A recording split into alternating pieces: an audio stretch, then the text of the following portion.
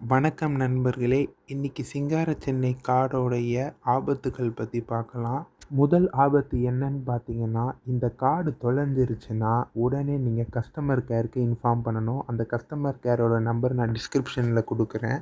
அப்படி நீங்க சொல்லலைன்னா, இந்த கார்ட வேற யாராவது பயன்படுத்தி, இதில இருக்க பேலன்ஸ அழகா காலி பண்ணிடுவாங்க.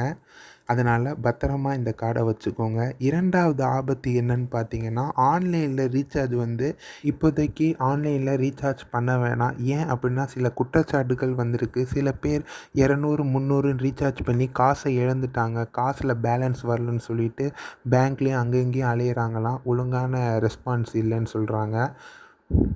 3வது ஆபத்து அதாவது பிரச்சனைன்னு பார்த்தீங்கன்னா, இதோடைய குறைந்தபட்ச ரீசார்ஜே ரூ. 100. அதுவே நம்மளுக்கு அதிகமா தான் தெரியுது. இத ரூ. 50க்கு குறைக்கணும்னு நான் வேண்டி கேட்டுக்கிறேன். இந்த மாரி பிரச்சனைகள தமிழ்நாடு அரசு விரைவில் சரி செய்யும்னு நான் நம்புறேன். பார்ப்போம். 4வது பிரச்சனை என்னன்னு பார்த்தீங்கன்னா, இன்னும் இது லோக்கல் ட்ரெயின்ல வரல. ஆனா சில பேர் இந்த கார்ட எடுத்துட்டு போய் லோக்கல் ட்ரெயின்ல டிக்கெட் கவுண்டர்ல போய் இந்த கார்ட வச்சு ரீசார்ஜ் பண்ண முடியுமான்னு நெறைய பேர் கேட்டிருக்காங்க. இன்னும் இந்த வசதி வரல. விரைவில வரும்னு எதிர்பார்க்குறோம். 5வது பிரச்சனை என்னன்னு பார்த்தீங்கன்னா, ஆன்லைன்ல பே பண்ணும்போது ரூ. 1.18 அதிகமா வரும். இன்னும் பல கண்டக்டர்களுக்கு இந்த வசதி பத்தி தெரியல. இப்ப தான் கொஞ்சம் கொஞ்சமா நெறைய பேருக்கு தெரிஞ்சுக்கிட்டு வருது. ஒரு குற்றச்சாட்டு வந்திருக்கு. இந்த கார்டு எடுத்துட்டு போய் ஒரு நபர் கண்டக்டர் கிட்ட ஒரு டிக்கெட் வேணும்னு கேட்டிருக்காரு. அந்த கண்டக்டர் குடுக்க முடியாதுன்னு சொல்லிட்டாரு.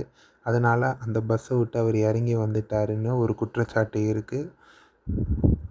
நான் பொதுமக்களுக்கு என்ன சொல்றேன்னா, இந்த கார்டும் எடுத்துட்டு போங்க. ஆனா கையிலயும் கொஞ்சம் காசு வச்சுக்கோங்க. ஏன்னா அவசர தேவைக்கு பயன்படும்.